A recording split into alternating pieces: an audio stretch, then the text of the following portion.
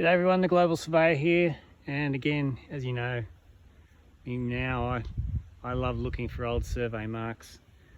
You can see lock spit, line of rocks, and what do we have here? We have a drill hole and two wings marking the direction of the boundary running this way and this way.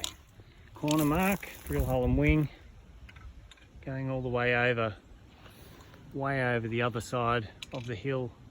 There is the other corner, and there's a reference mark here which makes this super special. Check this out. Portion 186, broad arrow, drill hole with three wings. Three wings is a broad arrow or a government mark, and the Australian convicts had uniforms that were sort of a white or a tan colour with black arrows, three arrows being a broad arrow, which was a government mark, and that was adopted for surveyors' use as well. So there you go, reference mark, broad arrow, drill hole and broad arrow, portion 186. That's quite old. That'd be at least